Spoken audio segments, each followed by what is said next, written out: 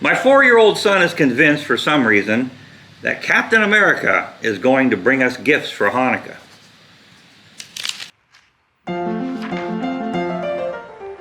Hi, and welcome to a special holiday edition of Mike's Advice. Our next one is from Anan, who says, I had mentioned to my uncle one year that I wish to grow a beard like his. Come Christmas time, my uncle hands me the present that he got me. I unwrap it, and what do you know? It's his beard in a Ziploc bag. Well, Anan, it's a good thing you didn't admire his ears. But I have a book for you, Cutting Your Family's Hair. I can't tell you how many times I wish someone in my family had read this book before they cut my hair. So that's also available at the library. All these books are. Let's see. Oh, here's a good one. This is from Permanent Moccasins. One year I remember my grandpa got me this incredibly freaky porcelain jester baby sitting cross-legged on a pillow. When you wound up the key on its back, it would slowly start spinning at the hips while playing a song from a tiny internal music box. It made the best torment fuel against my brothers for a long time though. So that was good. My advice, I think you're going to need to get some counseling for your little brother Vinny. He's 49 years old now, and he still has to sleep with all the lights on. So thank you very much for that. But here's a good book, When the World Feels Like a Scary Place. Sometimes that can be every day. This is a great book, and it tells you how to deal with emotional issues with children. Highly recommend this one. The first Christmas my husband and I spent together, we decided to buy a real Christmas tree for our apartment. To cut a long story short, it transpired that the tree was covered with tiny black worms that fell out all over the floor. Well, if it happens again, my advice to you would be to simply dig up your floor and build an indoor trout pond. Then stock it with trout, and then at Christmas time, just suspend your tree over the middle of the trout pond, and then settle back with some eggnog and cookies and watch the trout snap up the little guys as they hit the water. If you don't have $37,000 for an indoor trout pond, then I would recommend The Complete Guide to Working with Worms. This is available at the public library, and I'm sure it's some interesting reading. Even if you don't like worms, it's interesting. Okay. This is from Ovaez. I think I pronounced that right. I was talking about the story of Hanukkah with a non-Jewish friend one time, and he kept saying Maccababies instead of Maccabees.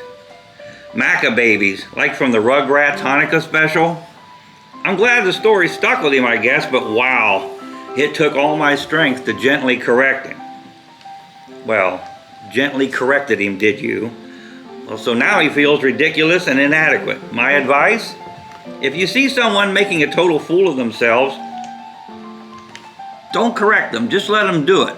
Okay? That's why I don't encourage feedback on my show.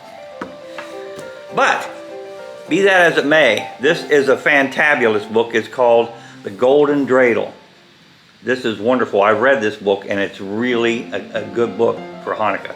And that's available at the library also. Okay, this is from Irregular. I'm not even going there. My 4-year-old son is convinced for some reason that Captain America is going to bring us gifts for Hanukkah. He said that Captain America rings the doorbell and runs away, and you have to catch him. My advice? I would simply tell your son that it's just not worth it to chase a superhero miles and miles through the snow for 6 pieces of coal. So what I would do instead is go to the library and get this wonderful board book called You're My Little Latka.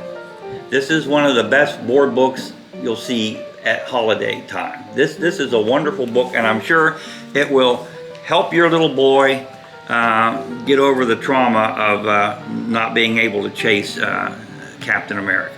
Okay.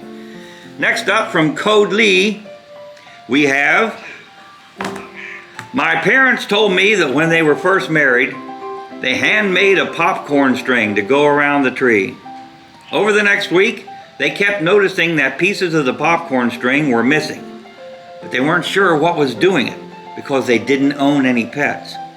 Finally, one night, I heard a noise out in the living room, so they went out to investigate. It turns out there was a mouse coming out to eat popcorn string every night.